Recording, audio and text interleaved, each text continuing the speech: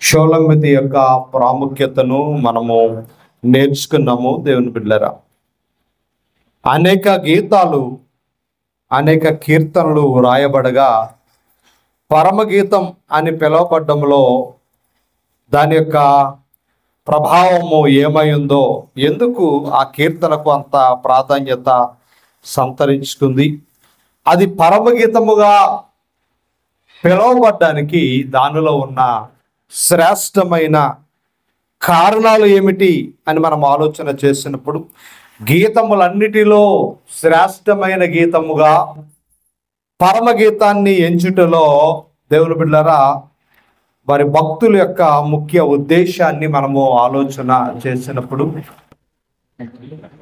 ఆ గీతానికి అంత ప్రాముఖ్యత, అంత ప్రాధాన్యత ఎందుకు ఇవ్వబడింది, అది పరమగీతముగా ఎందుకు పిలువబడింది, అన్ని గీతాల కంటే శ్రేష్టమైన గీతముగా దానిని ఎందుకు క్రోడీకరించారు అనే విషయాలను మనము పరిశీలన చేయబోతా ఉన్నాము. దేవుని బిడ్డలారా, దేవుడు నివసించే స్థలాన్ని ఆయన ఏమని ఆ స్థలాన్ని పిలిచారో ఒకసారి మనం ఆలోచన చేసినప్పుడు, మోషేతో దేవుడు తను నివాసము చేయబోయే స్థలానికి ఒక ప్రత్యేకతను సిద్ధపాటు చేశాడు. ఆ విషయమే మోషే దేవుడు నివసించే స్థానానికి ఒక ప్రత్యేకమైన పేరు పెట్టాడు. ఏమిటంటే నిర్గమాకాండము 26వ అధ్యాయములో, నిర్గమాకాండము 26వ అధ్యాయములో ఒక అద్భుతమైన సత్యం కనబడుతుంది. 33వ వచనాన్ని మనము చూస్తే, ఒక గుడారము దేవుడు నివసించడానికి, ఇజ్రాయేలు జాతి మధ్యలో దేవుడు నివసించడానికి ఒక గుడారాన్ని ఏర్పాటు చేయమన్నాడు. ఆ గుడారంలో నేను నివసిస్తాను అని చెప్పాడు మోషేతో.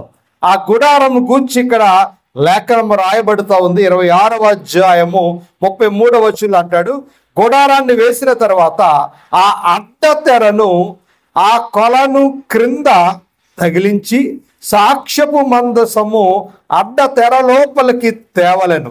ఆ అడ్డ తెర పరిశుద్ధ స్థలముకును అతి పరిశుద్ధ స్థలమును వేరు పరుచును. అంటే గుడారములో 2 భాగాలు ఉన్నాయి. ఒకటి పరిశుద్ధ స్థలము, రెండవది అతి పరిశుద్ధ స్థలము. పరిశుద్ధ స్థలానికి అతి పరిశుద్ధ స్థలాన్ని వేరు చేయడానికి మధ్యలో ఒక తెర కట్టమని చెప్పాడు. దేవుని బిడ్డలారా, మనం ముందుగా చదివితే ఆ మాట మనకు కనబడుతుంది. 34వ వచనం అంటాడు, అతి పరిశుద్ధ స్థలములో సాక్ష్యపు మందము మీద కరుణాపీఠం ఉంచవలెను.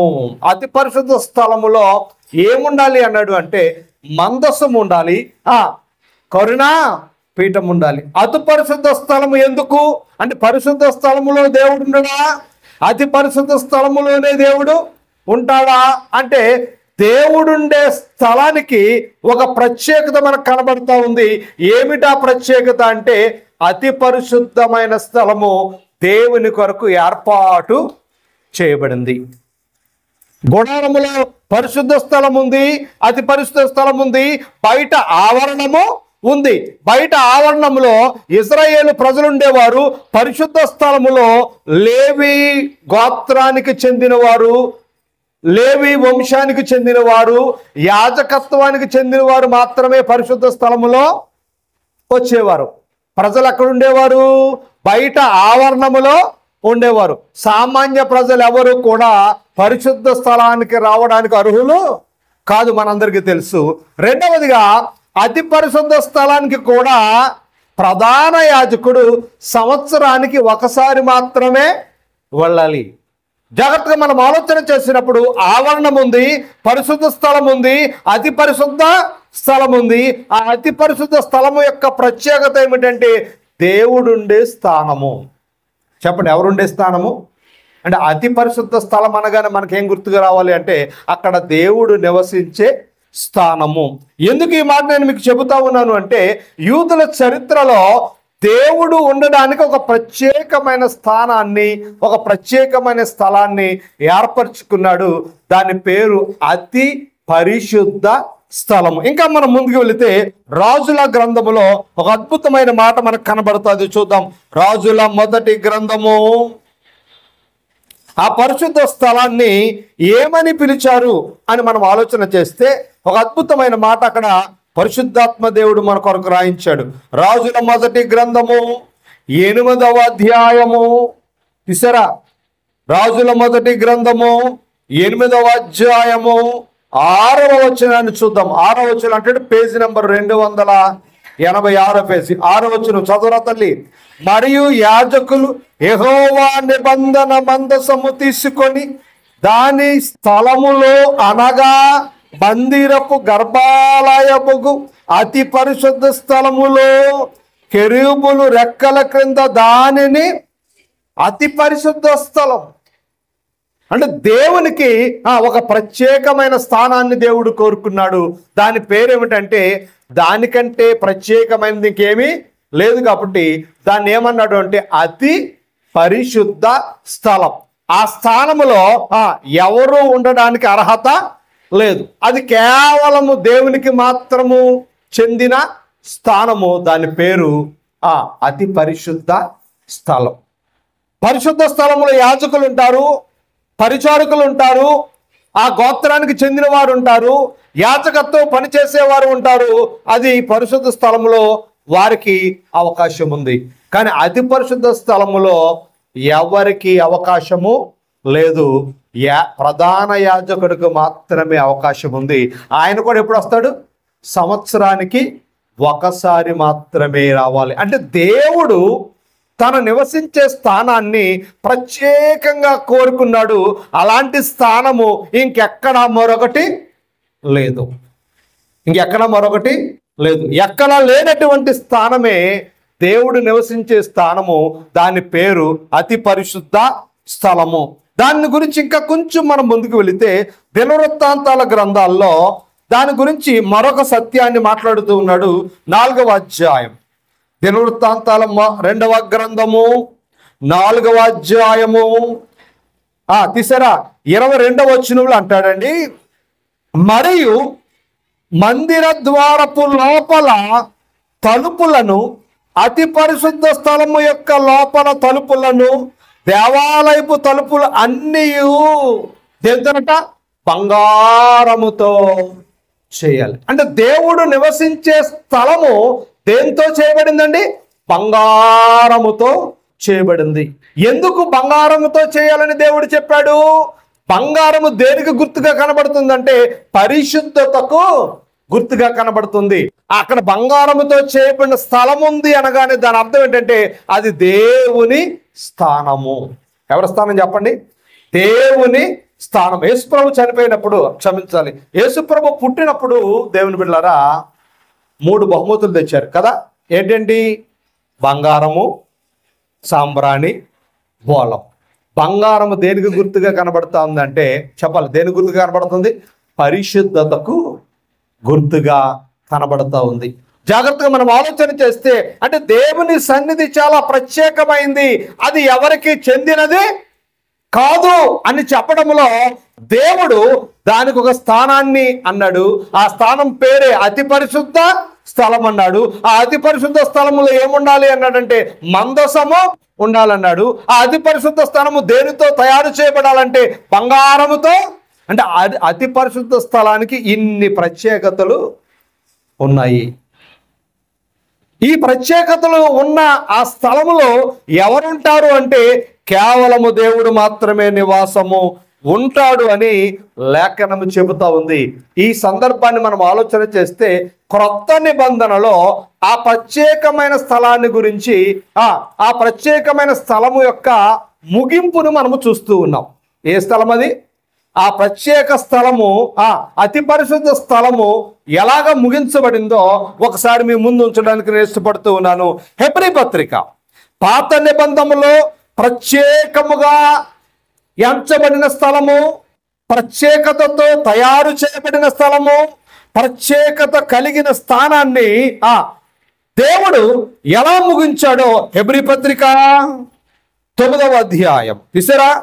హెబ్రీ పత్రిక 9వ అధ్యాయము 12వ వచనాన్ని మనం జాగ్రత్తగా చదివితే అంటాడు, 12వ వచనము నుండి, మేకల యొక్కయు కోడెల యొక్కయు రక్తముతో కాక తన స్వరక్తముతో ఒక్కసారే, ఎన్నిసార్లట? ఒక్కసారి పరిశుద్ధ స్థలములో ప్రవేశించెను. ఎలయనగా మేకల యొక్కయు ఎడ్ల యొక్కయు రక్తము మైలపడి వారి మీద ఆవు దూడ బూడిద చల్లుటయు శరీర శుద్ధి కలుగునట్లు వారిని పరిశుద్ధపరిచిన యెడల నిత్యుడగు ఆత్మ ద్వారా తన్ను తానే దేవునికి నిర్దోషిగా అర్పించుకొనిన క్రీస్తు యేసు యొక్క రక్తము నిర్జీవ క్రియలను విడిచి జీవము గల దేవుని సేవించుటలో మీ మనస్సాక్షి ఎంతో ఎక్కువగా శుద్ధి చేసెను. అంటే అతి పరిశుద్ధ స్థలాన్ని యేసు ప్రభు యాజకుడిగా వెళ్ళి ఏం చేశాడు? మన యొక్క సర్వ పాపములను ఒక్కసారే శుద్ధి చేశాడు. అంటే మరలా అతి పరిశుద్ధ స్థలానికి వెళ్ళవలసిన పని లేదు. ఒక్కసారే ఆ పని పూర్తయింది. కానీ పాత నిబంధనలో ఒక్కసారి కాదు, ప్రతి సంవత్సరానికి ఒకసారి యాజకుడు ఎక్కడికి వెళ్ళాలి? ప్రధాన యాజకుడు అతి పరిశుద్ధ స్థలానికి వెళ్ళాలి. అది కేవలం సంవత్సరానికి ఒక్కసారి వెళ్ళే స్థలము, దేవుడు ఉండే స్థలము, దేవుడు కోరుకున్న స్థలము. ఆ దేవుడు కోరుకున్న స్థలములోనికి ప్రభు అయిన యేసుక్రీస్తు ఒక్కసారి వెళ్ళి సర్వలోక పాపముల కొరకు ఆయన బలిని అర్పించాడు అని చరిత్ర చెబుతా ఉంది. ఆ రీతిగా అతి పరిశుద్ధ స్థలము ప్రభువు ద్వారా ముగించబడింది. ఇప్పుడు మీకు అర్థం అవ్వాలి, పాత నిబంధనలో ప్రత్యేకత కలిగిన స్థలం ఏమిటి అంటే అతి పరిశుద్ధ స్థలము. యూదులకు, యూదా జాతికి ఒక ప్రత్యేకమైన స్థలముగా అది పిలువబడింది. అది దేవుడు నివసించే స్థలము. ఇప్పుడు జాగ్రత్తగా మనం ఆలోచన చేస్తే, యూదా జాతిలో ప్రత్యేకమైన స్థలముగా అతి పరిశుద్ధ స్థలం ఏ రీతిగా పిలువబడిందో, యూదులు ధర్మశాస్త్ర విషయంలో కానీ, కీర్తనల విషయంలో కానీ, ప్రవక్తల పుస్తకాల విషయంలో కానీ, చరిత్ర పుస్తకాల విషయంలో కానీ, ఆ 39 పుస్తకాల యొక్క విశేషమైన సత్యాలను ఆలోచన చేస్తే వాటిలో ఒక ప్రత్యేకమైన స్థానాన్ని కలిగింది ఏమిటి అంటే పరమ గీతం. అంటే పాత నిబంధనలో దేవునికి ఒక ప్రత్యేకమైన స్థానం ఏ రీతిగా ఏర్పాటు చేయబడిందో, యూదా జాతి ఆరాధన క్రమములో, యూదా జాతి దేవునిని మహిమపరిచే క్రమములో ఏది ప్రత్యేకంగా ఏర్పాటు చేయబడింది? పరమగీతము ప్రత్యేకముగా ఏర్పాటు చేయబడింది. అంటే యూదా జాతి ఆరాధన క్రమములో అతి ప్రత్యేకమైన గ్రంథము ఏడు చెప్పండి? పరమ గీత. అది చెప్పడానికి ఇదంతా మీకు చెప్పవలసి వచ్చింది దేవుని బిడ్డలారా. జాగ్రత్తగా మనం ఆలోచన చేసినప్పుడు అంత ప్రత్యేకమైన గీతములో ఏముంది? అంత ప్రత్యేకమైన గీతములో దేని గురించి వ్రాయబడింది అని మనం ఆలోచన చేసినప్పుడు, దేవుడు ఆ పరమ గీతము ద్వారా యూదా జాతికి, మానవ జాతికి, సంఘానికి, విశ్వాసానికి పొందుపరిచిన విషయాలు చెప్పాలి చాలా ప్రత్యేకమైనవి. ఎలా ప్రత్యేకమైనవి చెప్పండి? చాలా ప్రత్యేకమైనవి. ఎందులో ఉన్న విషయాలు? పరమగీతములో ఉన్న విషయాలు అన్ని విషయాల కంటే చాలా ప్రత్యేకమైన విషయాలు. ఏమిటి ఆ పరమగీతంలో ఉన్న ప్రత్యేకత?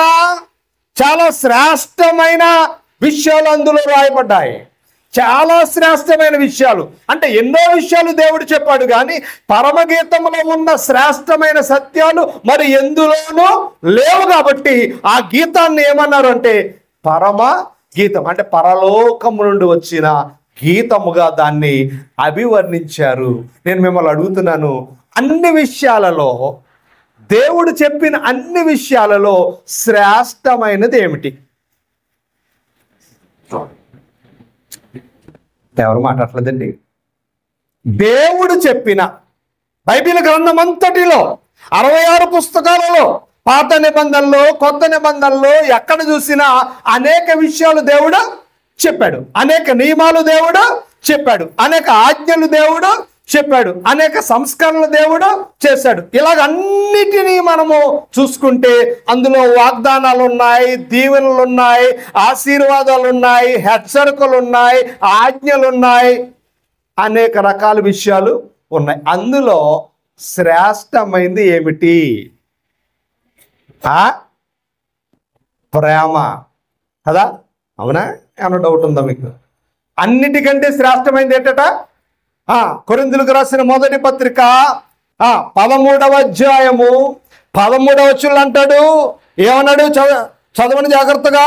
కొరింథీయులకు రాసిన మొదటి పత్రిక, అమ్మా, కాగా విశ్వాసము, నిరీక్షణ, ప్రేమ ఈ మూడును నిలుచును, వీటిలో శ్రేష్టమైనది ఏంటి చెప్పండి? అంటే పరమగీతములో శ్రేష్టమైన ప్రేమ గురించి చెప్పబడింది. ఏ ప్రేమ? శ్రేష్టమైన ప్రేమ. ఎవరి ప్రేమ? దేవుని ప్రేమ.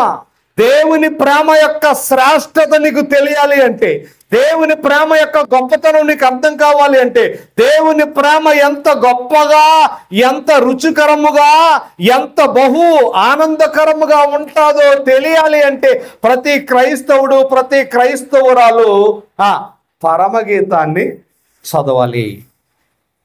పరమగీతాన్ని చదివితే ఏం కనబడతాయి అంటే దేవుని ప్రేమ స్పష్టముగా కనబడుతుంది. శ్రేష్టమైన దేవుని ప్రేమను మనము అనుభవించడానికి అవకాశం ఉంటుంది. దేవుని ప్రేమ ఎవరి కొరకు ఇవ్వబడింది అంటే, దేవుని ప్రేమ యూదులకు ఇచ్చాడు, దేవుని ప్రేమ లోకానికి ఇచ్చాడు, దేవుని ప్రేమ సంఘానికి ఇచ్చాడు, దేవుని ప్రేమ విశ్వాసికి ఇచ్చాడు. ఆయన ఇచ్చిన ఆ శ్రేష్టమైన ప్రేమ యొక్క మాధుర్యాన్ని మనము జాగ్రత్తగా పరిశీలన చేయబోతా ఉన్నాము. దేవుని యొక్క పరిపూర్ణమైన శ్రేష్టమైన ప్రేమను గూర్చి చెప్పే ఏకైక గ్రంథము పరమ చెప్పాలి గీతం. దేని గురించి? దేవుని యొక్క పరిపూర్ణమైన ప్రేమను గూర్చి చెప్పే ఏకైక గ్రంథము. ఏ గ్రంథము? పరమగీతము.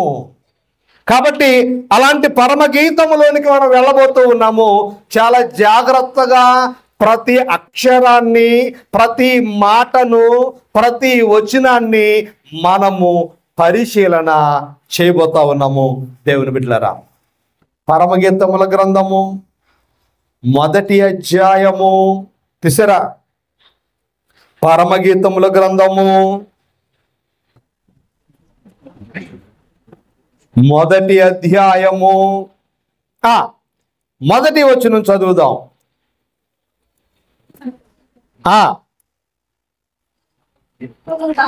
ఏమన్నది? నోటి ముద్దులతో అతడు నన్ను ముద్దు పెట్టుకొనును గాక. జాగ్రత్తగా ఈ మాట మనం ఆలోచన చేయాలి. నోటి ముద్దులతో అతడు అంటే ఎవరు? సొలొమోను. ఎవరు మాట్లాడుతూ ఉన్నారు? షోలమ్మితి మాట్లాడుతూ ఉంది. ఎవరి గురించి మాట్లాడుతూ ఉంది? తన ప్రియుడు గురించి మాట్లాడుతూ ఉంది. ఎవరా ప్రియుడు? సొలొమోను. జాగ్రత్తగా ఆలోచన చేయాలి. ఏమంట ఉందంటే, నోటు ముద్దులతో అతను నన్ను చెప్పలే ముద్దు పెట్టుకొనును గాక.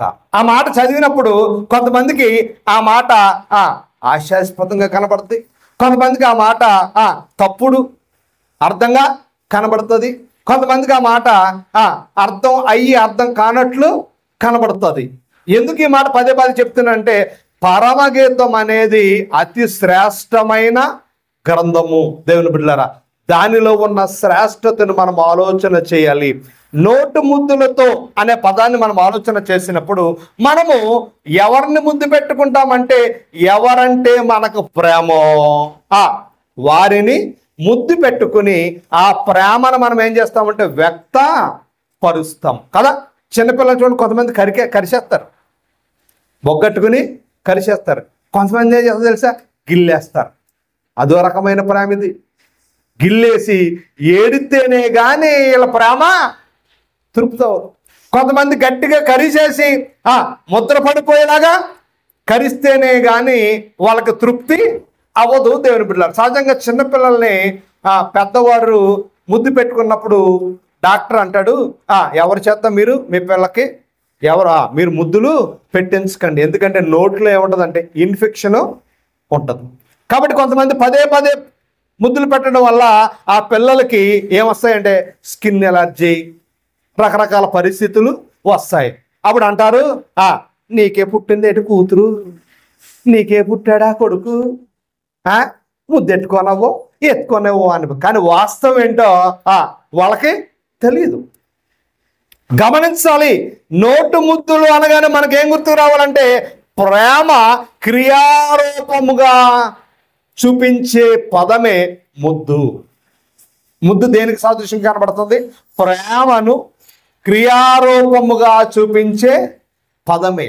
ఇప్పుడు షోలమిత అంటుంది, ఎవరి ప్రేమ గురించి చెప్తుంది? సొలొమోను గారి యొక్క ప్రేమను గురించి చెబుతా ఉంది. ఇక్కడ సొలొమోను అనగా ఎవరు అంటే దేవుడు, సమాధానకర్త అయిన ప్రభువు. సమాధానకర్త అయిన ప్రభు యొక్క ప్రేమను గురించి వర్ణిస్తూ ఉంది. ఆయన నన్ను ప్రేమించాడు, నేను ఆయనను ప్రేమించలేదు. షోలమితి అనగా ఎవరికి సాదృశ్యంగా కనబడుతుందంటే యోధా జాతికి సాదృశ్యంగా కనబడుతూ ఉంది, సంఘానికి సాదృశ్యంగా కనబడుతుంది, ఒక విశ్వాసికి సాదృశ్యంగా కనబడుతూ ఉంది. ప్రభువు నన్ను ముద్దు పెట్టుకున్నాడు అంటే ప్రభువు నన్ను ప్రేమించాడు. ఎవరు ప్రేమించారు? ప్రభువు ప్రేమించాడు. ప్రభువు యోధా జాతిని ఎలా ప్రేమించాడో తెలుసా? యోధా జాతిని ప్రభువు తన ప్రేమను కనపరచడానికి, యోధా జాతిని ఏర్పరచుకోవడానికి దేవుని ప్రేమ ఎక్కడ ప్రారంభించబడింది? ఎక్కడ దేవుని ప్రేమ ప్రారంభించబడి యోధా జాతిని నడిపించింది అని మనం ఆలోచన చేసినప్పుడు యోధా జాతికి మూల పురుషుడు ఎవరంటే అబ్రహాము గారు కనబడతారు. ఎవరు కనబడతారు? అబ్రహాము. షోలమితి స్థానంలో ఎవరున్నారంటే అబ్రహాము ఉన్నాడు. సొలొమోను స్థానంలో దేవుడు ఉన్నాడు. ఇప్పుడు దేవుడు అబ్రహామును పిలుస్తూ ఉన్నాడు. ఆదికాండము 12వ అధ్యాయములో అబ్రహామును పిలిచాడు. అబ్రహాం ఏం చేశాడు అంటే దేవుని మాటకు లోబడ్డాడు. దేవుని మాటకు విధేయుడైపోయాడు. అంటే అబ్రహాము దేవుని ప్రేమను పొందుకున్నాడు. ఎవరి ప్రేమను చెప్పాలి? ప్రియుడైన ప్రభు యొక్క ప్రేమను అబ్రహాము పొందుకున్నాడు. అబ్రహాము దేవునితో సహవాసం చేశాడు. అబ్రహాము దేవుని మాటకు లోబడ్డాడు. ఎవరి అబ్రహాము? అన్యుడు. ఎవరి అబ్రహాము? విగ్రహారాధన జీవితాన్ని, విగ్రహారాధన క్రమమైన విధానాన్ని అవలంబిస్తూ లోకానుసారముగా బ్రతుకుతున్న అబ్రహామును దేవుడు పిలిచి, అబ్రహాము నేను నిన్ను ప్రేమిస్తూ ఉన్నాను, నాతో వస్తావా అని అడిగాడు దేవుడు. అప్పుడు అన్నాడు, నేను నీతో వస్తాను ప్రభు అని అబ్రహాము దేవునితో నడిచినప్పుడు అబ్రహాము ఒక మంచి బిరుదు ఇవ్వబడింది. ఏమిటి ఆ బిరుదు? చెప్పలే. అబ్రహాముకి ఇవ్వబడిన బిరుదేంటి?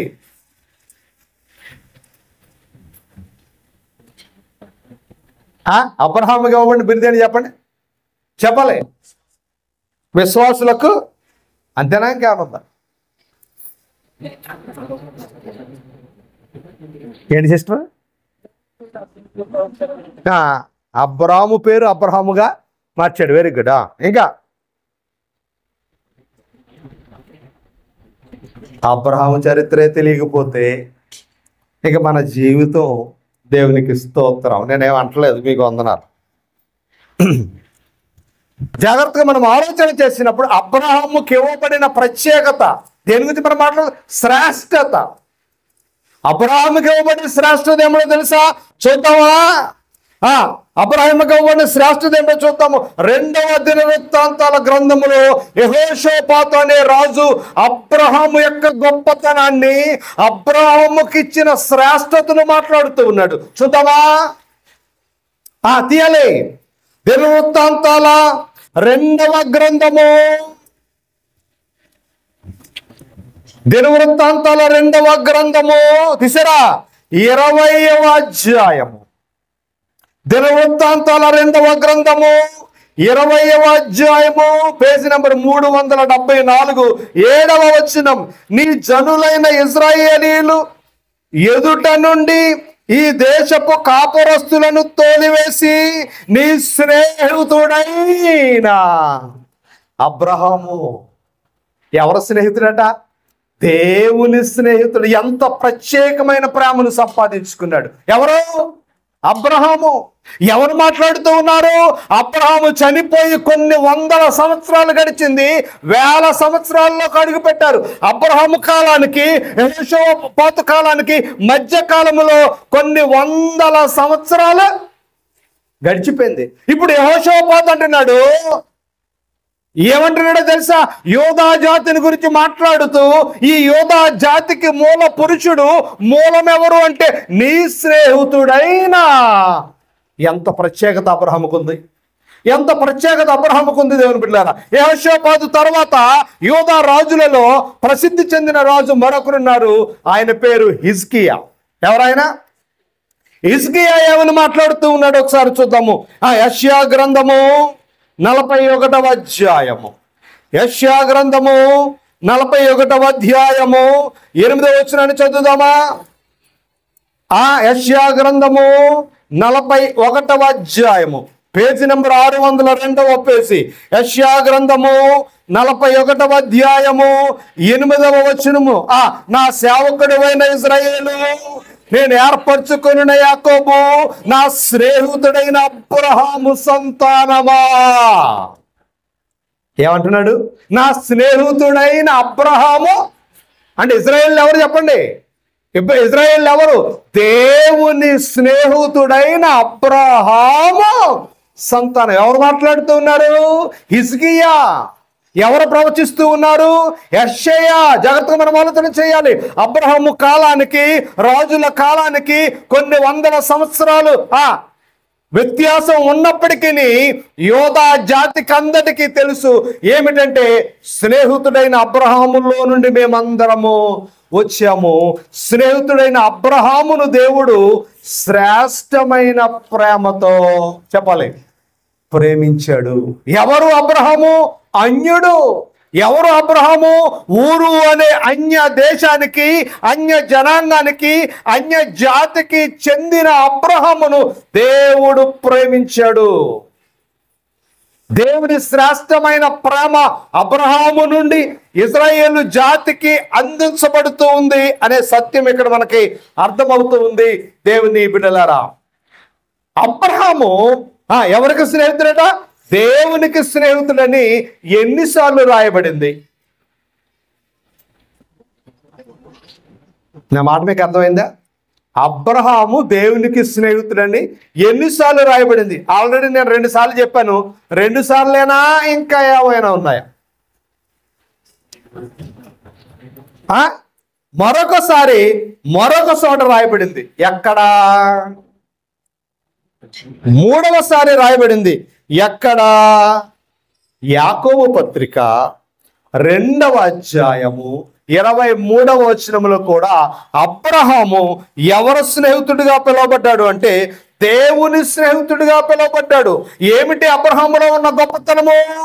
స్వజనమును విడిచిపెట్టాడు, సొంత దేశాన్ని విడిచిపెట్టాడు, సొంత ఇంటిని విడిచిపెట్టాడు, సమస్తాన్ని విడిచి ఆ ప్రభువుని హత్తుకొని ప్రభుతో ప్రయాణము చేశాడు.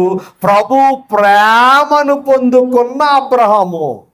ఎవరి ప్రేమ అంటే, ప్రభు అయిన దేవుడు ఎవరిని ముద్దు పెట్టుకున్నాడు అంటే అబ్రహామును ప్రేమించి ముద్దు పెట్టుకుని అబ్రహామును పిలిచాడు. నీ జాతిని విడిచిపెట్టాలి, నీ కుటుంబాన్ని విడిచిపెట్టాలి, నీ ప్రజలను విడిచిపెట్టాలి, అప్పుడు నా శ్రేష్టమైన ప్రేమను నువ్వు పొందుకుంటావు. నా శ్రేష్టమైన ప్రేమ నీ యొద్దకు రావాలి అంటే, నా ప్రేమను నువ్వు పొందుకోవాలి అంటే, నా ప్రేమ నువ్వు అనుభవించాలంటే, అబ్రహామా నీలో నుండి ఒక జాతి రావాలి, నీలో నుండి ఒక జనాంగము రావాలి, నీలో నుండి నా ప్రేమ లోకానికి ప్రజ్వరాలి అని దేవాతి దేవుడు ప్రేమించి అబ్రహామును పిలిచాడు. అబ్రహాము దేవుని ప్రేమకు విధేయుడై షోలమితిలాగా, షోలమితి ఎలా చెప్తూ ఉంది, ఏమని చెప్తా ఉంది? నా ప్రియుడు నోతు ముద్దులతో నన్ను ముద్దు పెట్టుకున్నాడు. అంటే నా ప్రియుడు నన్ను ప్రేమించాడు. ఎలా ప్రేమించాడు అంటే శ్రేష్టమైన ప్రేమతో ప్రేమించాడని అబ్రహాము కూడా యోధా జాతిని దేవుడు ఎలా ప్రేమించాడో అబ్రహాము చరిత్ర మనకి చెబుతా ఉంది. దేవుని బిడ్డలారా, జాగ్రత్తగా మనం ఆలోచన చేయాలి. అబ్రహామును పిలిచిన దేవుడు, అబ్రహాముని ఏర్పరచుకున్న దేవుడు, అబ్రహామును అంతగా ప్రేమించిన దేవుడు, అబ్రహామును ముద్దు పెట్టుకున్న దేవుడు నిన్ను నన్ను అలాంటి ప్రేమతో పిలిచాడా? అబ్రహాముకు మాత్రమే ఆ ప్రత్యేకత ఉందా? నిన్ను నన్ను కూడా అలాంటి ప్రేమనే మన పట్ల కూడా కలిగి ఉన్నాడా? అలాంటి మధురమైన ప్రేమ, శ్రేష్టమైన ప్రేమ, మహోన్నతమైన ప్రేమ అబ్రహాము మీద, యోధా జాతి మీద చూపించిన దేవుడు అన్య జనాంగమైన మన మీద కూడా ఆయన చూపిస్తూ ఉన్నాడా అంటే, దేవుని బిడ్డలారా, అబ్రహాముని ఎలా పిలిచాడో దేవుడు మనలను కూడా అలాగే పిలిచాడు. గలతీ పత్రిక 5వ అధ్యాయం చూద్దామా? గలతీ పత్రిక 5వ అధ్యాయము, గలతీ పత్రిక 5వ అధ్యాయం మనందరికీ తెలిసిన మాటే. త్వరగా మనము ముందుకెళ్దాము దేవుని బిడ్డలారా. గలతీ పత్రిక 5వ అధ్యాయము తీసారా? ఎన్నో వచనం? 13వ వచనాన్ని చదువుదాము. గలతీ పత్రిక తీసారా? 5వ అధ్యాయము పేజీ నంబర్ 171, 13వ వచనం. సహోదరులారా, మీరు స్వతంత్రులుగా ఉండుటకు పిలువబడుతురి. అబ్రహాము స్వతంత్రంగా ఉండడానికి అబ్రహాముని ఎలా పిలిచాడో, అబ్రహాము స్వతంత్రంగా జీవించాడు, అబ్రహాము ఒంటరిగా జీవించాడు. అబ్రహాముకి ఏమివ్వబడిందంటే స్వాతంత్ర్యము ఇవ్వబడింది.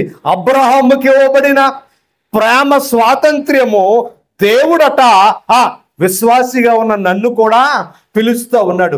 అబ్రహాముకు ఎలాంటి ప్రేమను పంచాడో, అబ్రహాము జాతి అయిన యూదులకు ఆయన ప్రేమను ఎలా పంచాడో, అన్యుడనైన నాకు కూడా నా ప్రభువు అలాంటి ప్రేమనే పంచాడు అని లేఖనము స్పష్టముగా చెబుతా ఉంది. దేవుని బిడ్డలారా, ఏమని చెబుతూ ఉంది? అయితే ఒక మాట, ఈ స్వాతంత్ర్యము శారీరక క్రియలను హేతువ చేసుకొని, అంటే దేవుడిచ్చిన అవకాశాన్ని, దేవుడిచ్చిన స్వాతంత్రాన్ని ఉపయోగించుకొని నీ శరీరాన్ని సుఖపెట్టడానికి, నీ శరీర క్రియలు చేయడానికి, నీ శరీరాన్ని ఆనందింప చేయడానికి దేవుడిచ్చిన స్వాతంత్ర్యాన్ని నువ్వు ఉపయోగించకూడదు. నీ శరీరం కొరకు కాదు నువ్వు ప్రయాసపడవలసింది, నీ శరీర క్రియను అనుభవించడానికి కాదు నువ్వు ప్రయాసపడవలసింది, నీ శరీరాన్ని సుఖపెట్టడం కోసం కాదు నువ్వు ప్రయాసపడవలసింది. ఆదివారం అనగానే హాలిడే అనిపిస్తుంది. మన శరీరాన్ని కొంచెం ఉలసింప చేద్దాము, పార్క్ వెళ్దామా? మన శరీరాన్ని మనం ఏం చేయాలి? ఉలసింప చేయాలి, మన శరీరాన్ని ఆనందింప చేయాలి. మంచి బిర్యానీ అజంతాకి వెళ్తే బాగుంటుందమ్మా. ఈ వారం, పోయిన వారం ఎక్కడికో వెళ్ళాము. మన శరీరాన్ని ఉలసింప చేయడానికి, మన శరీరాన్ని ఆనందింప చేయడానికి దేవుడిచ్చిన స్వాతంత్ర్యాన్ని మనమట దుర్వినియోగపరిచి పోకూడదని లేఖనం చెబుతా ఉంది. దేవుడిచ్చిన స్వాతంత్రము దేవుని కొరకే మనం ఉపయోగించాలనే విషయం మాట్లాడుతూ ఉన్నాడు. ఏమంటున్నాడు తెలుసా? శారీరక క్రియలను హేతువు చేసుకొనక ప్రేమ కలిగిన వారై. ఏం కలిగి ఉండాలట? దేవుడు నీకు స్వాతంత్రం ఇచ్చాడు. ఆదివారం వచ్చిన దేవుడు ఏమండు, రాకపోయినా ఏమండు, సమయానికి వచ్చినా ఏమండు, సమయానికి రాకపోయినా ఏమండు. కాబట్టి బయట పని చూసుకుందాం, మరలా అవకాశం వస్తుందో లేదో, ఈ వారానికి జాగ్రత్తగా ఎగ్గొట్టి దిగ్గొడదాం. దేవుడిచ్చిన స్వాతంత్ర్యం, దేవుడికి స్వాతంత్రం ఇచ్చాడు. ఎందుకంటే ఆయన నిన్ను ప్రేమిస్తూ ఉన్నాడు. ఆయనలాగా ప్రేమించేవాడి ప్రపంచంలో ఎవరు లేడు. ఎవరు మనకు స్వాతంత్రం ఇవ్వరు, ఎవరు మనకు స్వేచ్ఛను ఇవ్వరు. మన పిల్లలకు స్వేచ్ఛ ఇస్తామా? టీవీ చూడకూడదు, మొబైల్ చూడకూడదు, అక్కడికి వెళ్ళకూడదు, ఎక్కడికి వెళ్ళకూడదు, వాళ్ళతో మాట్లాడకూడదు, వీళ్ళతో మాట్లాడకూడదు, అన్ని రిస్ట్రిక్షన్సే. అవునా కదా? నువ్వు ఎవరింటికి వెళ్ళావు, ఎవరితో మాట్లాడుతున్నావు, ఏం చేస్తున్నావు, నీ పనేంటి చెప్పాలి. ఈ ప్రపంచంలో ఏ బంధములో కూడా దేవుడిచ్చిన స్వాతంత్ర్యం లేదు. ఈ లోకంలో అనేక రకాల బంధాలు ఉన్నాయి, అనేక రకాల బాంధవ్యాలు ఉన్నాయి, కానీ దేవుడిచ్చిన స్వాతంత్ర్యము ఎవరు ఇవ్వలేదు. భర్త అంటాడు, నువ్వు ఎప్పుడు పడితే అప్పుడు మీ అమ్మగారింటికి వెళ్ళిపోకూడదు. భార్య అంటది, నువ్వు ఎక్కడ పడితే అక్కడికే వెళ్ళిపోకూడదు, నా పర్మిషన్ కావాలి. భార్య భర్తలు ఏం కలిగి ఉండాలంట? పర్మిషన్ తీసుకోవాలి. అలాగే పిల్లలు పర్మిషన్ తీసుకోవాలి. లోక సంబంధమైన ప్రతి బంధములో ఏముంది అంటే స్వాతంత్రము లేదు. కానీ ప్రభు అంటున్నాడు, అబ్రహాముకి ఎలాంటి స్వాతంత్రం ఇచ్చానో, అబ్రహాముకి ఎలాంటి స్వేచ్ఛను ఇచ్చానో, మీకును కూడా అలాంటి స్వాతంత్రాన్ని ఇచ్చాను. స్వతంత్రులుగా ఉండడానికి నేను మిమ్మలను పిలిచాను. దేవుని మహాప్రేమ మనకు అర్థమవుతా ఉందా? దేవుని యొక్క శ్రేష్టమైన ప్రేమను మనము అర్థం చేసుకోగలుగుతూ ఉన్నామా? దైవ జనాంగమా, జాగ్రత్తగా మనం ఆలోచన చేయాలి. దేవుడిచ్చిన ప్రేమను దేవునికి మాత్రమే ఇవ్వాలి, కానీ దేవుడిచ్చిన ప్రేమము మనము సద్వినియోగపరుచుకోవాలి తప్ప దుర్వినియోగము పరుచుకోకూడదు. దేవుడు చెప్పాడు ఎవరిని ప్రేమించాలో, ఎవరిని ప్రేమించకూడదు. ఏమన్నాడో తెలుసా? యోహాను రాసిన మొదటి పత్రికలు అంటాడు. యోహాను రాసిన మొదటి పత్రిక 2వ అధ్యాయము 15వ వచనం నుండి 17 దాకా చదువుతా అంటాడు, మీరు లోకమునైనను లోకములో ఉన్న వాటినైనను ప్రేమింపకుడి. మీరు లోకాన్ని కాదు ప్రేమించేది, నేను మిమ్మల్ని ప్రేమించాను. నా శ్రేష్టమైన ప్రేమను మీకు ఇచ్చాను, మీకు స్వాతంత్ర్యాన్ని ఇచ్చాను, మీ కొరకు సమస్తాన్ని దారపోచాను, మీ కొరకు సమస్తాన్ని సిద్ధపరిచాను.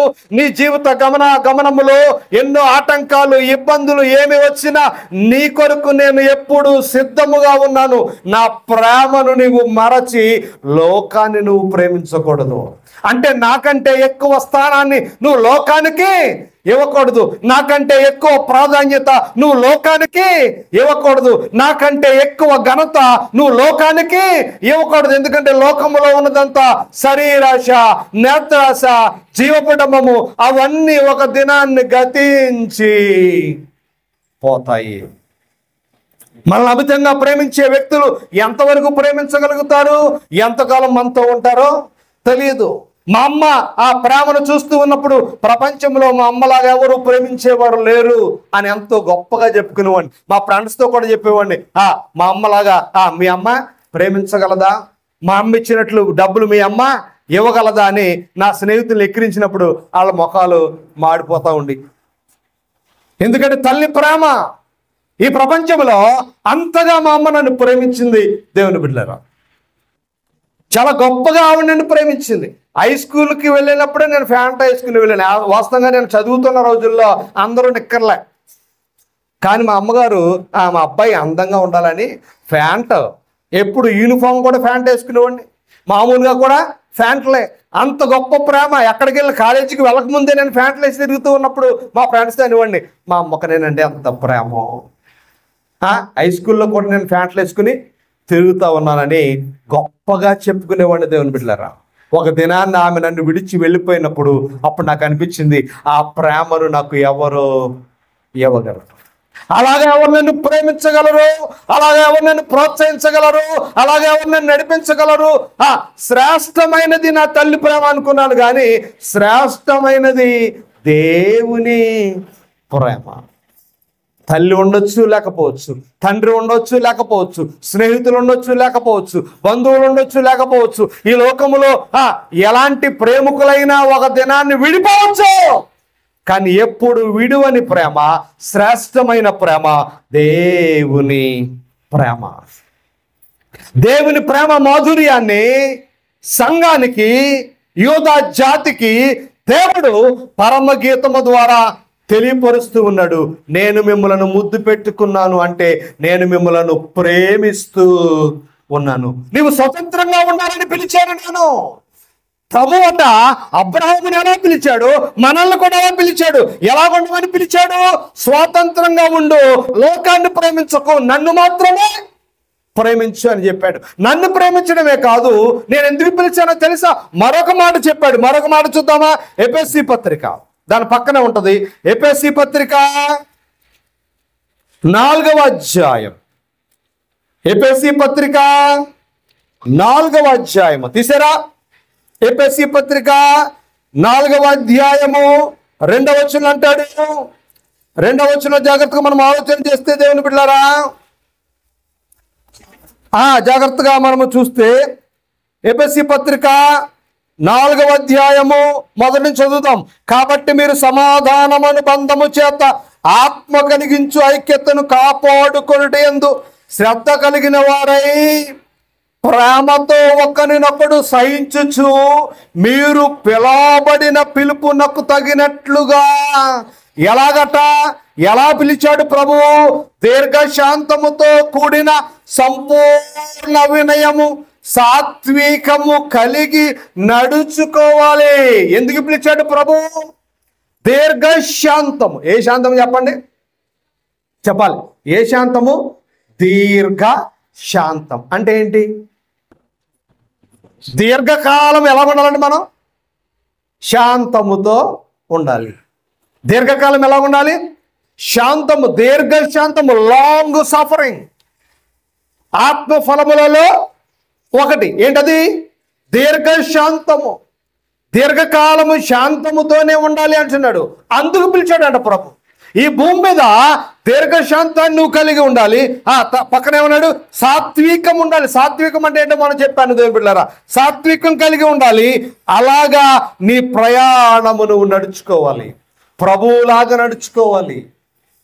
అంటే జాగ్రత్తగా మనం ఆలోచన చేస్తే ప్రభు అంటున్నాడు, ఏ ప్రేమతో నేను నిన్ను ప్రేమించానో అదే ప్రేమ నీలో ఉండాలి. అదే ప్రేమ నీలో ఉన్నప్పుడు నీలో ఏముంటుందంటే దీర్ఘశాంతం ఉంటుంది, సాత్వికము ఉంటుంది. అంటే ఓర్చుకుంటావు, కోప పడతావు. ఓర్చుకుంటావు, కోపపడతావు. కానీ కోపపడితే ఆ కోపానికి ఏముండాలంటే అర్థము ఉండాలి. అర్థం లేకుండా కోపపడకూడదు, అర్థవంతంగా కోపపడాలి. సాత్వికం, angry in the right time. సందర్భానుసారంగా నీకు కోపం రావచ్చు, కానీ దానికంటే ముందే ఉండాలి నీకు ఓపిక ఉండాలి. ఓపిక ఉండాలని దేవుడు మనల్ని పిలిచాడట. కోపం వచ్చినప్పుడు కోపాన్ని ప్రదర్శించమని దేవుడే మనకు చెబుతా ఉన్నాడు. దేవుని బిడ్డలారా, జాగ్రత్తగా మనం ఆలోచన చేస్తే దేవుని పిలుపులో, దేవుని ప్రేమలో ఉన్న మాధుర్యాన్ని మనము పరిశీలన చేస్తూ ఉన్నాము. దేవుడు ఎలా పిలిచాడు అంటే తన ప్రేమను మనకు పంచడానికి దేవుడు పిలిచాడు. స్వాతంత్రంగా ఉండు, సహనాన్ని కలిగి ఉండు, కోపం వచ్చినప్పుడు కోపపడు, ఆ కోపము సరైనదై ఉండాలి అంటూ ఉన్నాడు దేవుని బిడ్డలారా. అందుకనే దేవుడు పిలిచాడు. మరొక మాట చూద్దాం. పేతురు పత్రికలో అంటాడు, పేతురు పత్రికలో ఒక అద్భుతమైన సందర్భాన్ని మాట్లాడుతూ ఉన్నాడు దేవాతి దేవుడు. ఒకసారి చూద్దామా? పేతురు రాసిన మొదటి పత్రిక 2వ అధ్యాయము. పేతురు రాసిన మొదటి పత్రిక 2వ అధ్యాయము తీసారా? ఒక అద్భుతమైన మాట 20వ వచనం చదువుదాం. 20లో అంటాడు, తప్పిదమునకై దెబ్బలు తినినప్పుడు మీరు సహించిన ఎడల మీకేమి ఘనత. అంటే తప్పు చేసినప్పుడు ఎవరైనా కొట్టారనుకోండి, ఏం చేసినప్పుడు? తప్పు చేసినప్పుడు ఎవరైనా కొట్టినా, ఎవరైనా తిట్టినా దానివల్ల మనకేమి ఘనత రాదట. ఎందుకంటే తప్పు చేశాము, దెబ్బలు తిన్నాము. తప్పు చేసాము, అవమానపరచబడ్డాము. తప్పు చేశాము, సిగ్గుపడ్డాము. దానివల్ల ఎలాంటి ఘనత రాదన్నాడు. అని ఏమన్నాడో తెలుసా? జాగ్రత్త, మేలు చేసి బాధపడినప్పుడు మీరు సహించాలి. కొంత సందర్భాల్లో మనం మేలు చేస్తాం, కొంతమందికి సహాయము చేస్తాం. అది ఏమవుతుందంటే ఎప్పుడైతే సహాయం చేశామో, ఎప్పుడైతే మేలు చేశామో ఆ మేలు మనకి వాళ్ళ ద్వారా కీడుగా మారిపోతుంది. చేసిన సహాయాన్ని మర్చిపోయి, చూపించిన ప్రేమను మర్చిపోయి కొన్ని సందర్భాల్లో వాళ్ళు మేకవుతారట. ఏమవుతారు? మేకులాగా మారిపోతారు. అప్పుడు నువ్వు సహించుకోవాలి, అప్పుడు నువ్వు ఓర్చుకోవాలి. నీ మంచి చెడుగా మారినప్పుడు, నీ సహాయము అవమానకరముగా మారినప్పుడు, నీ ప్రేమ నిష్ప్రయోజనముగా మారినప్పుడు, అవతల వాళ్ళు నీ మీద కీడు ప్రభావాన్ని చూపిస్తూ ఉన్నప్పుడట ఏమన్నాడు? చదువురా మాటలు అద్భుతంగా. అప్పుడు నువ్వు సహించిన ఎడల దేవునికి హితమగును, ఇందుకు మీరు పిలవబడితిరి. అవమానం వచ్చినప్పుడు దేవుని కొరకు నిలబడాలి, వ్యతిరేకత వచ్చినప్పుడు దేవుని కొరకు నిలబడాలి, నిందలు వచ్చినప్పుడు దేవుని కొరకు నిలబడాలి, మేలుకు బదులు కీడు జరిగినప్పుడు దేవుని కొరకు నిలబడాలట. అలా నిలబడ్డాకే దేవుడు నిన్ను నన్ను పిలిచాడు. అబ్రహామును పిలిచిన దేవుడు, అబ్రహామును ప్రేమించిన దేవుడు నన్ను పిలిచాడు. నన్ను పిలిచి అంటున్నాడు, నన్ను మాత్రమే ప్రేమించాలి, నువ్వు లోకాన్ని ప్రేమించకూడదు. నన్ను ప్రేమించడమే కాదు, నీవు దీర్ఘశాంతము కలిగి ఉండాలి, అవసరం వచ్చినప్పుడు కోపము పడాలి అంటున్నాడు. కోపడమే కాదు, ఎవరికైనా నువ్వు మేలు చేసినప్పుడు వాళ్ళు నీకు కీడు చేసినా, ఏం చేసినా, వాళ్ళు నీకు కీడు చేసినా నువ్వేం చేయాలంటే సహనము కలిగి, చెప్పండి, ఉండాలి. ఏం కలిగి ఉండాలి? సహనము కలిగి ఉండాలి. ఇది క్రైస్తవ ప్రేమ, ఇది దేవుని ప్రేమ. జాగ్రత్తగా మనం ఆలోచన చేస్తే దేవుని ప్రేమ ఎలాంటిది అంటే, మనము కీడు చేసినా ప్రేమిస్తాడు, మనము దూషించినా ప్రేమిస్తాడు, మనం అవమానపరిచినా ప్రేమిస్తాడు. ఆయన అందరినీ ప్రేమించే దేవుడు. చాలా మంది అనుకుంటారు దేవుడు మంచి వారిని మాత్రమే ప్రేమిస్తాడు, దేవుడు చెడ్డవారిని ఏమాత్రమో ప్రేమించడు. అందుకే నేను ఎన్ని చెడ్డ పనులు చేసినా దేవుని దృష్టిలో ఇంకా ఏదో మంచి ఉంది కాబట్టి దేవుడు నన్ను ప్రేమిస్తున్నాడు అనుకుంటాం. చాలా సందర్భాల్లో దేవునికి వ్యతిరేకమైన పనులు చేసి, దేవుని బాధ పెట్టే పనులు చేసి, దేవుని అవమానపరిచే పనులు చేసి మనం అనుకుంటాము దేవుని ప్రేమ ఇంకా నా మీద ఉంది అనుకుంటాం. కానీ నీ పనులను బట్టి ఆయన నిన్ను ప్రేమించడం లేదు. నువ్వు చెడ్డవాడవైనా మంచివాడివైనా ఆయన ప్రేమిస్తాడు, నువ్వు చెడ్డదానివైనా మంచిదానివైనా ఆయన నన్ను ప్రేమిస్తాడు. కాబట్టి దీన్ని బట్టి మనకి ఏమర్థం అవ్వాలి అంటే, దేవుడు మాత్రమే మంచివారిని చెడ్డవారిని ఒకే రీతిగా, చెప్పండి, ప్రేమించేవాడు. మనుషులు మంచివారిని ప్రేమిస్తారు, చెడ్డవారిని ద్వేషిస్తారు. దేవుని ప్రేమ గురించి ప్రభువే స్వయంగా చెప్పాడు. చూద్దామా, మత్తయి సువార్త, త్వరగా మనం ముందుకు వెళ్దాం. 5వ అధ్యాయము, మత్తయి సువార్త 5వ అధ్యాయము, మత్తయి సువార్త 5వ అధ్యాయం 43 అంటాడు. చదువుదామా.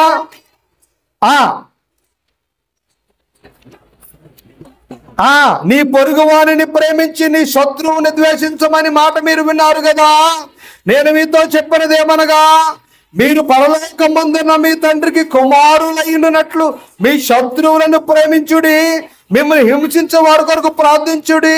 ఎందుకు చేయాలి అలాగా ప్రభువా అంటే, ఎందుకు నేను శత్రువుని ప్రేమించాలి, హింసించే వారి కొరకు నేను ఎందుకు ప్రార్థన చేయాలి అంటే, ప్రభు ఏమంటాడు తెలుసా?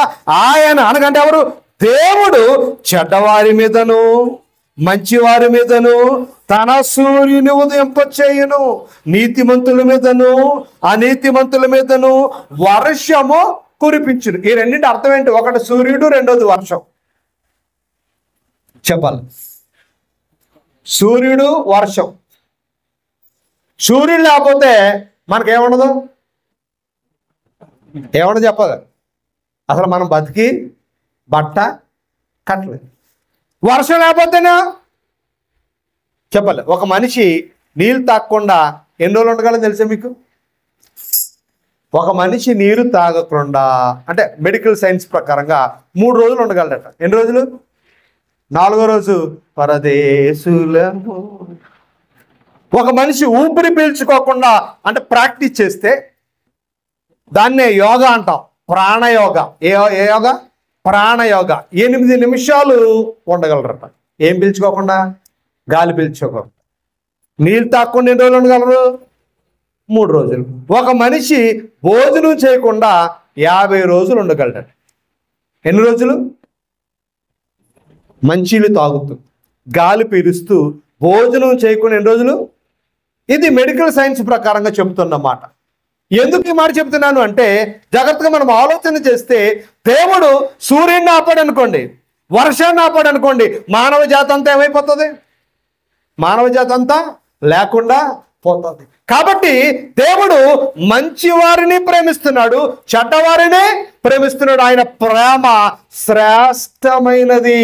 అదే ప్రేమ షోలమ్మితి చెబుతా ఉంది. నా ప్రియుడు నోటి ముద్దులతో, ఏమంటుంది? పరమగీతము 1వ అధ్యాయము 2వ వచనం అంటుంది, నా ప్రియుడు నోటి ముద్దులతో నన్ను ప్రేమించుచూ ఉన్నాడు. సొలొమోను యొక్క ప్రేమను చెబుతుంది ఆమె. నా ప్రేమ గొప్పది అంటుందా సొలొమితి? అనట్లే. సొలొమితి ఏమంటుంది? నా ప్రేమ గొప్పది, నేనే బాగా ప్రేమించాను అనట్లే. సొలొమోను నన్ను శ్రేష్టమైన ప్రేమతో ప్రేమిస్తూ ఉన్నాడు. సొలొమోను అనగా పరమ ప్రభువు అయిన యేసుక్రీస్తు. ఆయన ప్రేమ ఎలాంటిది అంటే, మంచి వారిని ప్రేమించేది, చెడ్డవారిని ప్రేమించేదని లేఖనము చెబుతా ఉంది దేవుని బిడ్డలారా. అందుకని యోహాను అన్నాడు, దేవుని గురించి మాట్లాడుతూ ఏమన్నాడో తెలుసా? యోహాను రాసిన మొదటి పత్రిక మనందరికీ తెలిసిన మాట ఒకసారి చూద్దాం. యోహాను రాసిన మొదటి పత్రిక 4వ అధ్యాయము తీసారా? యోహాను రాసిన మొదటి పత్రిక 4వ అధ్యాయం పేజీ నంబర్ 223 8వ వచనం అంటాడు, దేవుడు ప్రేమస్వరూపి. దేవుడు ఎవరంటే ప్రేమనే స్వరూపముగా ధరించుకున్నాడు. జాగ్రత్తగా ఆ మాట మనం ఆలోచన చేయాలి. దేవుడు ఎవరయ్యా అంటే, దేవుడు ప్రేమను స్వరూపముగా ధరించుకున్నవాడు. దేవుని యొక్క గొప్పతనాన్ని, దేవుని యొక్క ఔన్నత్యాన్ని చెబుతూ ఉన్నాడు. ఇంకా మనం ముందుకు వెళితే 16వ వచనం అంటాడు, మన ఎడల దేవునికి ఉన్న ప్రేమ మనము ఎరిగిన వారమై ఆయనను నమ్ముకొని ఉన్నాం. మన ఎడల దేవుని ప్రేమ మనకు తెలుసు. ఆయన ఎంతగా ప్రేమించాడో తెలుసా? పాపంలో ఉన్నప్పుడు ప్రేమించాడు, పడిపోయినప్పుడు ప్రేమించాడు, చెడిపోయినప్పుడు ప్రేమించాడు, ఓడిపోయినప్పుడు ప్రేమించాడు, చేతకాని వానిగా, పనికి మాలిన వానిగా, అయోగ్యునిగా, ఎన్నిక లేని వారిగా, లోకానికి ఉపయోగపడిన వానిగా, కుటుంబానికి అవసరము లేని వాడిగా, బంధువులకు పనికిరాని వాడిగా, స్నేహితుల మధ్య చేతకాని వానిగా ఉన్నప్పుడు ప్రభువు ప్రేమించాడు. ఆయన ప్రేమ శ్రేష్టమైనది. ఏముందయ్యా నువ్వు నన్ను ప్రేమించావు? నాలో ఏముందని ప్రేమించావు? ఏ మంచి నాలో ఉంది? ఏమివ్వగలను నేను? ఏం చేయగలను నేను అంటే ప్రభు అంటాడు, నీ దగ్గర ఏమీ లేకపోయినా, అర్హత లేకపోయినా, అయోగ్యముగా ఉన్నా, లోపమున్నా, ఆయన అంటున్నాడు, నేను నిన్ను ప్రేమిస్తున్నాను. కారణము నేను ప్రేమ స్వరూపిణి. ప్రభువులాగా ఎవరు ప్రేమించగలరండి? ప్రభు ప్రేమను ఎవరు ఆలోచన చేయగలరు? ఇక్కడ అంటున్నాడు యోహాను గారు, ఆయన ప్రేమను మనం ఎరిగిన వారము, ఆయన ప్రేమను మనం అనుభవించాం, ఆయన ప్రేమను మనం అనుభవిస్తూ ఉన్నాం. ఈ ప్రపంచమును ఆయనలా ప్రేమించేవారు ఎవరు? ఆయన ప్రేమ నన్ను బ్రతికిస్తా ఉంది, ఆయన ప్రేమ నన్ను నడిపిస్తూ ఉంది, ఆయన ప్రేమ నన్ను బలపరుస్తూ ఉంది. ఆయన ప్రేమ ఈ ప్రపంచంలో ఉన్న ప్రేమలన్నిటికంటే బహుశ్రేష్టమైన ప్రేమ. ఆయన చెడ్డవారిని ప్రేమించాడు, మంచి వారిని ప్రేమించాడు. ఆ ప్రేమ ముద్దులతో మనకి వ్యక్తపరిచాడు. దేవుడు తన ముద్దులతో ఆయన ప్రేమను మనను వ్యక్తపరిచాడు. అదే విషయము షోలొమితి జ్ఞాపకం చేస్తూ ఉంది. సొలొమోను ప్రేమ ఎంత గొప్పదో ఆ ముద్దుల ద్వారా నేను తెలుసుకున్నాను. ఆ ప్రేమలో ఉన్న మాధుర్యాన్ని నేను తెలుసుకున్నాను, ఆ ప్రేమలో ఉన్న గొప్పతనాన్ని నేను తెలుసుకున్నానని షోలొమితి తన ప్రియుడైన ప్రభు యొక్క ప్రేమను గొప్పగా మాట్లాడుతూ ఉంది. దేవుని బిడ్డలారా, ఆయన ప్రేమ మాధుర్యం ఎంత గొప్పదో అదే యోహాను గారు వ్రాసాడు కదా 4వ అధ్యాయంలో. ఒక మాట చూద్దామా? 4వ అధ్యాయం అంటాడు, మనము దేవుని ప్రేమించితమని కాదు, తానే మనలను ప్రేమించాడు. సొలొమితి అంటుంది, సొలొమోనే నన్ను ప్రేమించాడు, సొలొమోనే నన్ను ప్రేమించాడు నోతు ముద్దులతో. ఇప్పుడు ఒక విశ్వాసగా నువ్వు చెప్పాలి, ప్రభువే నన్ను ప్రేమించాడు. ప్రభువే నన్ను ప్రేమించాడు. ఏ యోగ్యత నాలో లేదు, ధనము లేదు, జ్ఞానము లేదు, సిరి సంపద లేవు, భోగభాగ్యాలు లేవు, అధికారము లేదు, ఎలాంటి ఆశీర్వాదాలు లేవు, ఎలాంటి యోగ్యతలు లేవు, ఎలాంటి అర్హతలు నాలో లేవు, కానీ ప్రభువే నన్ను ప్రేమించాడు. ప్రభువే నన్ను ప్రేమించాడు. ఎలా ప్రేమించాడు అంటే బహుశ్రేష్టముగా ఆయన నన్ను ప్రేమించాడు అని మనకు కనబడుతోంది. అదే ప్రేమ ఇజ్రాయేలు జాతి పట్ల దేవుడు చూపించాడు అని మోషే గారు రాస్తూ ఉన్నారు. ద్వితీయోపదేశకాండము 4వ అధ్యాయము, ద్వితీయోపదేశకాండము 4వ అధ్యాయము తీసారా? ఒక అద్భుతమైన మాట మేము ముందు ఉంచడానికి నేను త్వరగా ముందుకు వెళ్ళాలని ఆశపడుతూ ఉన్నాను. ద్వితీయోపదేశకాండము 4వ అధ్యాయము 37వ వచనం, పేజీ నంబర్ 149వ పేజీ. ఆయన నీ పితరులను ప్రేమించెను. మోషే అంటున్నాడు ద్వితీయోపదేశకాండములో.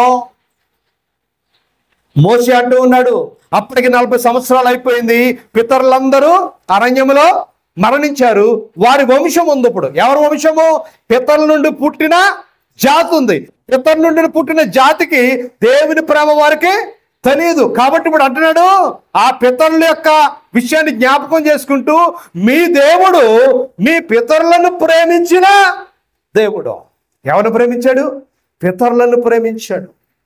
ఆయన ప్రేమించడమే తెలుసు ఆయనకి. మనం ఎలాంటి వారమైనా, ఏపాటి వారమైనా, ఎంతటి వారమైనా ఆయనకి ఏం తెలుసు అంటే, దేవునికి తెలిసింది ఏకైక విషయం ఏమిటంటే ప్రేమించుట, ప్రేమించుట, ప్రేమించుట, ప్రేమించుట. దాన్ని యోహాను అన్నాడు, దేవుడు లోకమును ఎంతో, అంతకు చెప్పలేను, ప్రేమించెను. ప్రేమించాడు ఆయన. దేవుడు ఎవరు అంటే ప్రేమించువాడు. దేవుడు అనగా నీకేం గుర్తు రావాలంటే ప్రేమ గుర్తుకు రావాలి. దేవుడు నన్ను ప్రేమిస్తున్నాడు. ఏ స్థితిలో ఉన్న ఆయన నన్ను ప్రేమిస్తా ఉన్నాడు. ఎలాంటి వాడినైనా నన్ను ప్రేమిస్తూ ఉన్నాడు. దేవుడు నా పితరులను ప్రేమించాడు. దేవుడు నన్ను ప్రేమిస్తూ ఉన్నాడు. అదే ద్వితీయోపదేశకాండము 7వ అధ్యాయంలో మరొకసారి అంటున్నాడు మోషే గారు. 7వ అధ్యాయము 7వ వచనం అంటాడు, 7వ అధ్యాయము 7వ వచనములో, మీరు సర్వజనుల కంటే విస్తార జనమని యెహోవా మిమ్మును ప్రేమించలేదు. మీరు అందరికంటే గొప్పోళ్లను, మీరు సంఖ్యాపరంగా చాలా పెద్ద జాతను, మీరు చాలా గొప్పోళ్లను దేవుడు మిమ్మల్ని ప్రేమించలా. చాలా సందర్భాల్లో మనకు కూడా అనిపిస్తుంది కదా, మనం ఎవరినైనా ప్రేమించాలంటే గొప్పోళ్ళు కదా. సచిన్ క్రికెట్లో చాలా గొప్పడు కాబట్టి సచిన్ అందరూ చెప్పాలి ప్రేమిస్తారు, అవును కదా. క్రికెట్ అంటే ఇష్టపడిన వాళ్ళు అందరూ ఎవరిని ప్రేమిస్తారు? సచిన్ ప్రేమిస్తారు. సినిమాలు అంటే ఇష్టపడిన వాళ్ళు ఎవరిని ప్రేమిస్తారు? నేను అడుగుతలేదులేండి.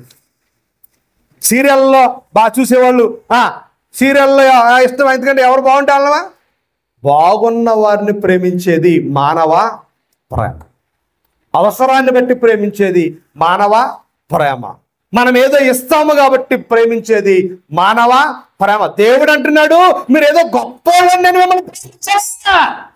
మీ దగ్గర ఏ గొప్పతనము లేకపోయినా నేను మిమ్మల్ని ప్రేమించాను. నేను మిమ్మల్ని ప్రేమించాను. నీ దగ్గర ఎలాంటి క్వాలిటీ లేదు, నీ దగ్గర ఎలాంటి క్వాలిఫికేషన్ లేదు, నువ్వు ఏమి అర్హురాలవు అర్హుడము కావు. అర్హుడను కాకపోయినా ప్రేమించే ప్రేమ దేవుని ప్రేమ. ఆ మాట చదువుకుని మనం ముగింపులకు వెళ్ళిపోదాం. రాజుల మొదటి గ్రంథములో ఒక రాజుగారు మాట్లాడుతూ ఉన్నాడు. 10వ అధ్యాయము. ఒక రాణి మాట్లాడుతుంది, ఒక అన్యురాలు మాట్లాడుతూ ఉంది. ఒక అన్య దేశపు రాణి మాట్లాడుతుంది. ఆమె పేరు షాబా దేశపు రాణి.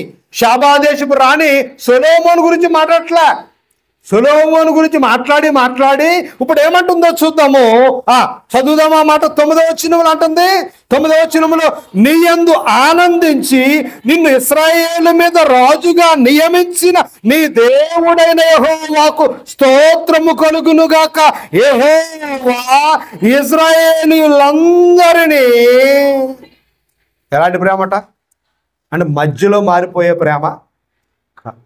ఈరోజు ఎక్కువగా ఉండి మధ్యాహ్నం కల్లా చల్లారిపోయేది కాదు. ఈరోజు ఎక్కువగా ఉండి మధ్యలో మాయమైపోయేది కాదటది. ఒక అన్య దేశపు రాణి చెబుతా ఉంది, దేవుని ప్రేమ ఎలాంటిది? శాశ్వతమైన ప్రేమ. షోలమ్మితి తన ప్రియుడైన ప్రభు గురించి చెబుతా ఉంది, నా ప్రభువు ప్రేమ ఎలాంటిది అంటే శాశ్వతమైన ప్రేమ. ఏ అర్హత లేకుండా ప్రేమించే ప్రేమ, ఏ యోగ్యత లేకుండా ప్రేమించే ప్రేమ. ఎందుకు పనికిరానిగా ఉన్నా, లోపాన్ని కలిగి ఉన్నా, నా ప్రభువు ప్రేమ, నా ప్రియుడు ప్రేమ నన్ను ప్రేమిస్తా ఉంది. అబ్రహామును ప్రేమించిన దేవుడు, యోధా జాతిని ప్రేమించిన దేవుడు ఈ మధ్యాహ్న కాల సమయంలో అంటున్నాడు, నిన్ను నేను ప్రేమిస్తా ఉన్నాను. తల్ల వంచండి, ప్రార్థన చేసుకుందాం. మొదటి వచనాన్ని మనము ధ్యానము చేసాము. నోటు ముద్దులతో సొలొమోను షోలమ్మితి